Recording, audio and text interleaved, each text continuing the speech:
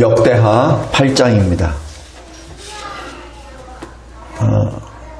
이 7장에 이어서 이 8장에서는 솔로몬이 이스라엘을 어떻게 다스렸고 또 자신의 신앙을 어떻게 지켰고 또 왕이 신앙을 지켰다는 얘기는 그 왕의 신앙으로 이스라엘 전체가 어떻게 신앙생활을 했다는 것이 여기서 나옵니다. 특별히 솔로몬의 이 일생 가운데 좋은 일, 많은 일들은 다 했는데 사실 하나님 앞에 범죄한 것도 있습니다. 그 대표적인 것이 첫 번째가 아내를 1000명을 구합니다.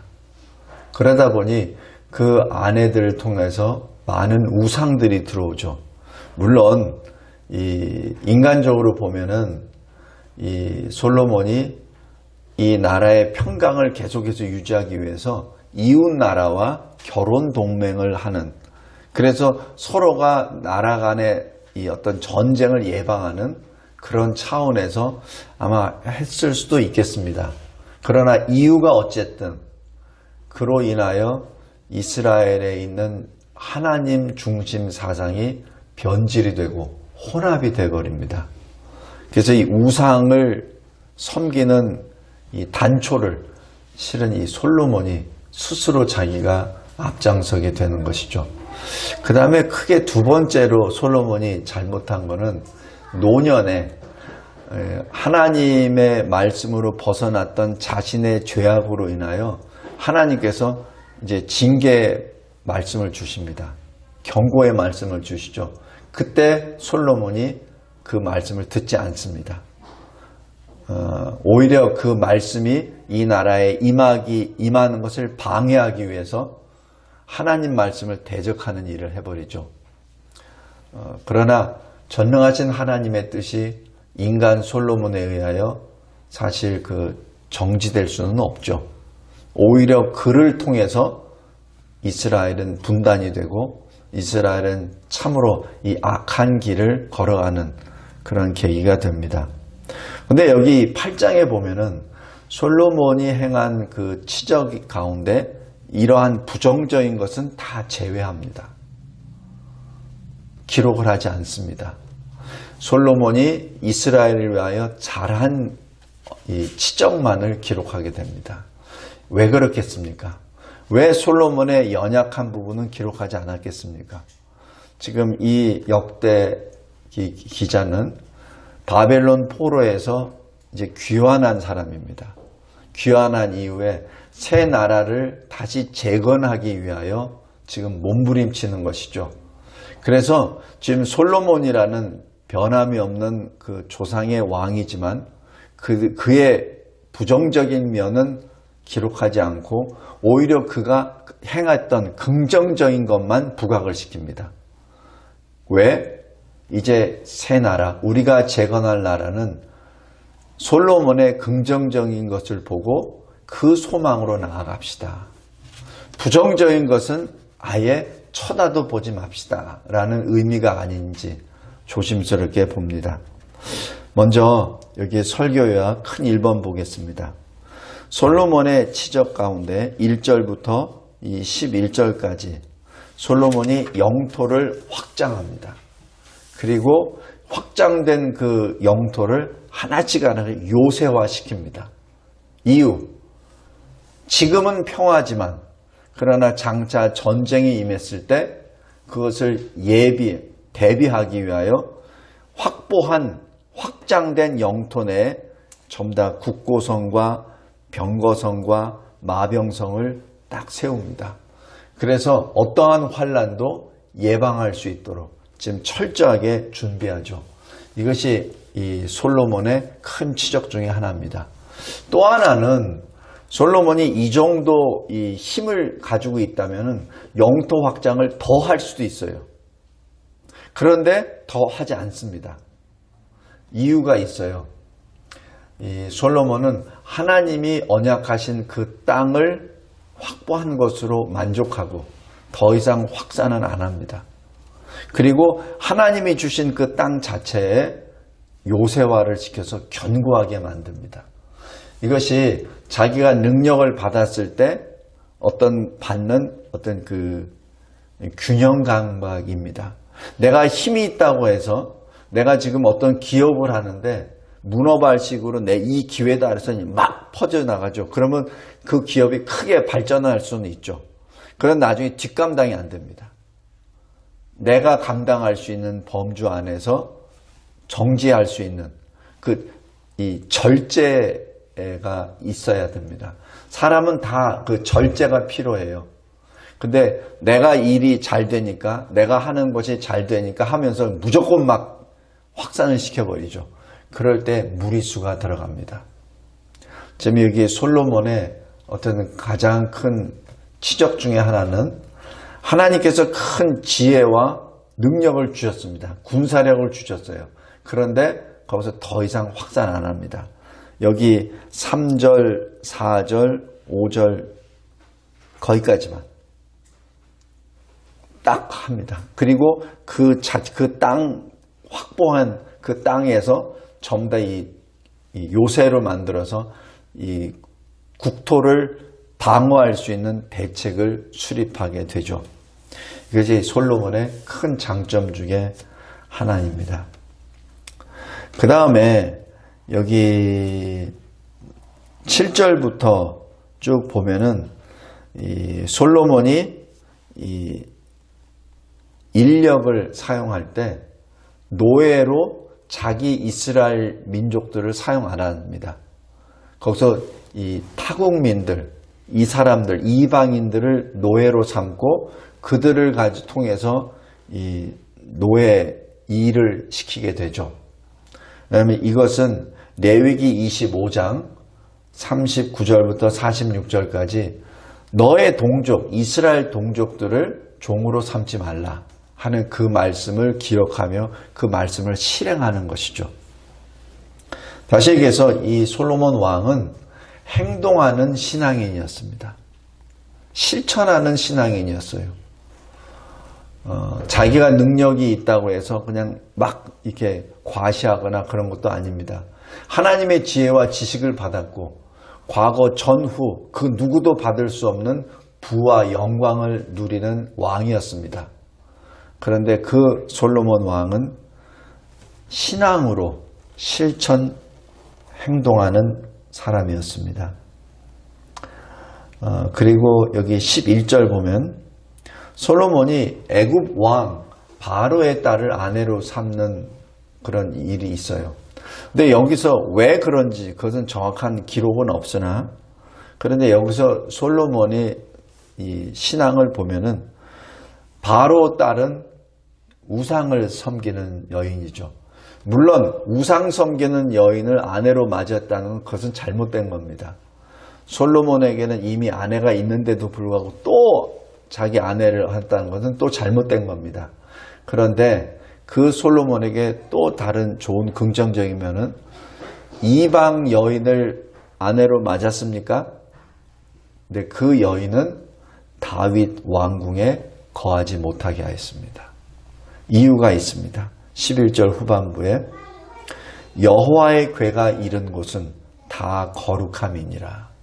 그래서 하나님의 임재를 상징하는 언약궤가 있는 다윗성, 바로 그 성전이 있는 그 성에는 이방 여인이 들어올 수 없다고 아예 선을 딱 긋은 거죠. 솔로몬의 연약한 면이 여러 가지가 있지만 그러나 이 솔로몬은 그 신앙을 끝까지 지키는 하나의 좋은 본으로 여기서 남을 수 있습니다. 그 다음에 두 번째 12절부터 18절까지 솔로몬의 신앙, 솔로몬의 예배 생활을 보겠습니다. 솔로몬은 예배를 위하여 성전을 건축했습니다. 자기 자랑을 위하여 성전을 건축한 게 아닙니다. 자기 계획대로 한 것이 아니에요. 아버지 다윗이 하나님으로부터 받은 그 설계도를 가지고 성전을 건축했을 때 성전 건축의 목적은 예배입니다. 그래서 예배를 위해서 성전을 건축했고 성전 건축한 그 장소에서 예배를 계속해서 드립니다. 여기서 12절, 13절 보십시오. 여호와의 제단 위에 여호와께 번제를 드립니다. 어떻게 드립니까? 13절. 모세의 명령을 따라. 모세의 명령은 뭐죠? 구약이죠. 그러니까 구약에 따라 매일 예배를 드립니다. 그죠? 그 다음에 안식일은 뭐죠? 주일마다 항상 안식일에 예배를 드립니다. 초하루는 뭡니까? 매월 첫날 속죄제를 하죠. 그리고 정한절기, 바로 무교절, 칠칠절, 초막절, 이 세 절기를 또 드립니다. 이게 뭐죠? 지금 이 하나님께서 지으라고 명령하신 이 솔로몬의 성전에서는 매일 예배가 들어갑니다. 그리고 매주마다 안식일 예배를 드리고 매월마다 속죄일을 지키고 그리고 하나님이 정하신 새 절기에 매년마다 이 새 절기 예배를 드리죠. 그러니까 이 성전에는 매일마다 하나님께 번제를 드리는 예배가 이루어졌다는 것을 여기서 알 수 있습니다. 성도 여러분, 여기 역대하 8장에 솔로몬의 치적이라고 표현한 것 잘 보시면은 1절부터 한 10절까지예요. 근데 그 나머지는 뭐죠? 솔로몬의 신앙생활입니다. 예배생활입니다. 지금 이 역대기를 기록하는 이 저자의 마음속에는 바로 솔로몬을 보라고 하는 것이 솔로몬의 신앙을 보라는 얘기입니다. 솔로몬이 뭘 잘못한 거 그걸 가지고 휴법하면서 얘기하지 말고 솔로몬이 하나님 앞에 예배드리는 그 모습을 보라는 얘기죠. 아주 감격적인 것은 18절입니다. 언제 성전이 준공된 것이 완비됩니까?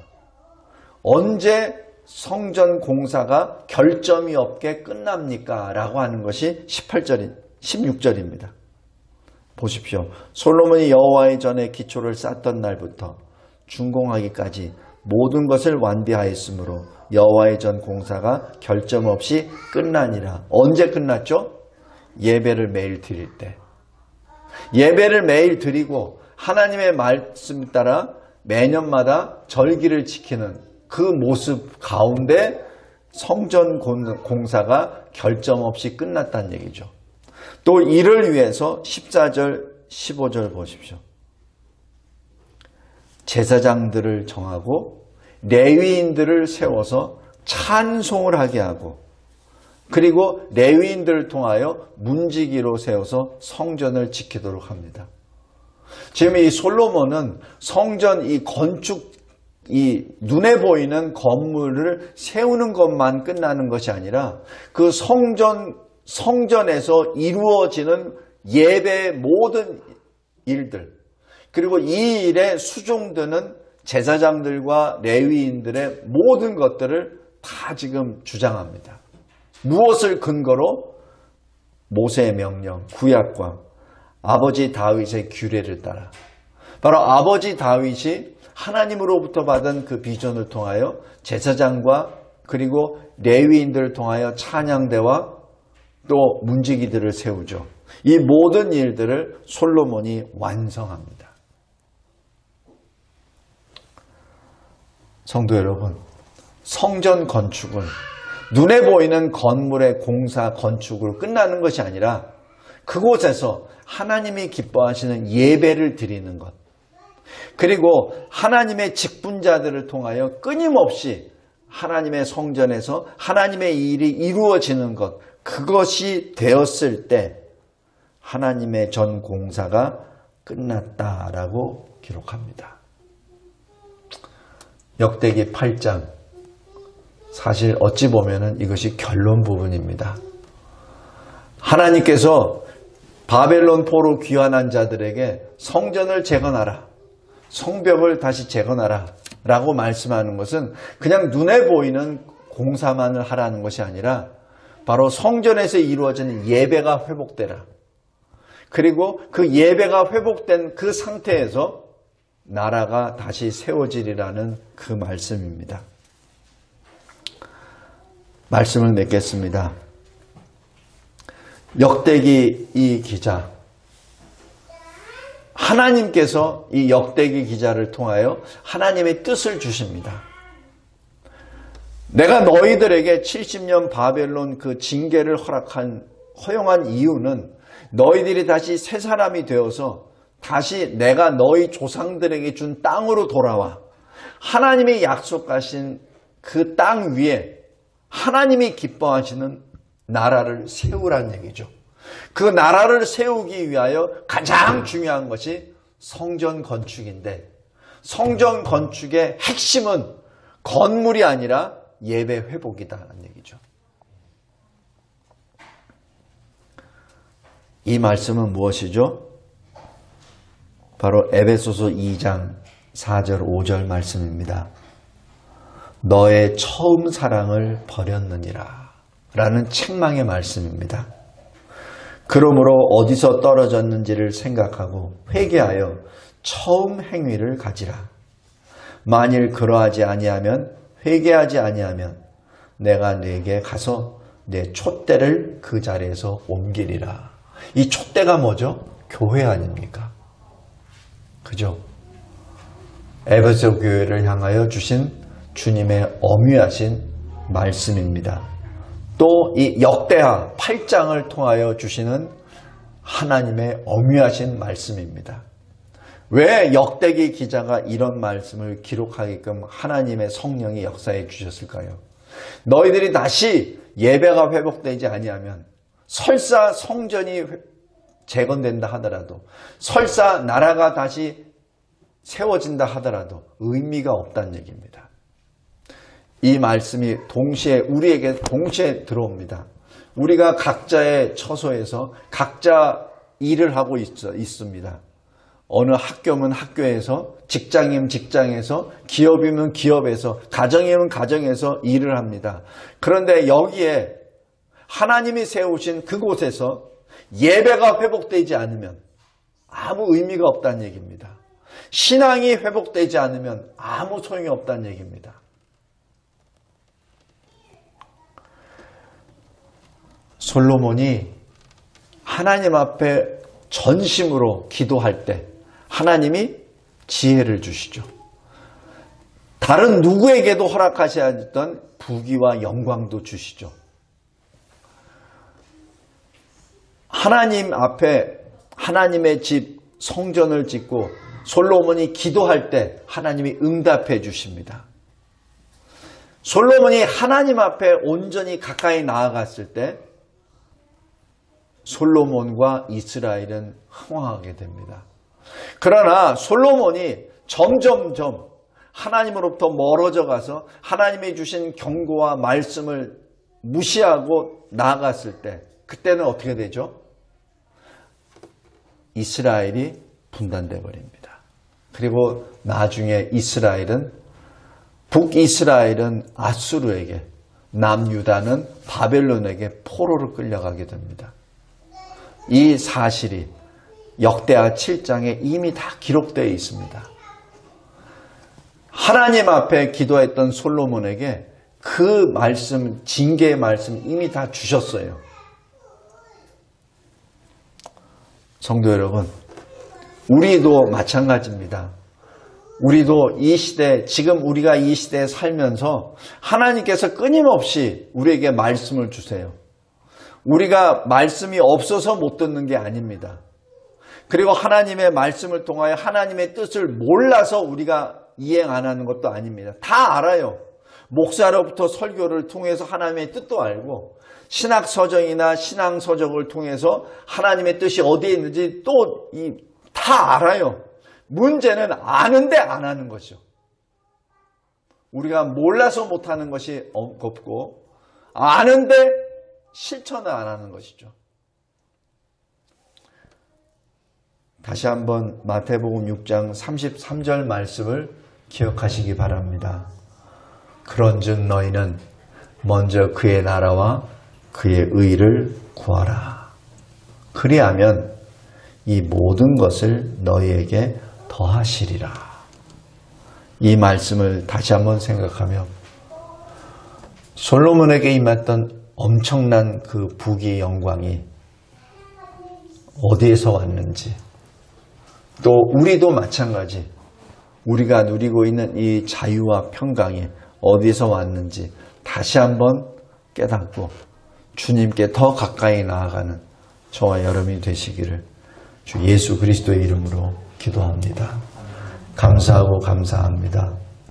역사를 통하여, 우리 인생을 통하여, 또 이 성경 말씀을 통하여 끊임없이 우리에게 주시는 말씀, 내가 너에게 준 처음 사랑을 버리지 말라.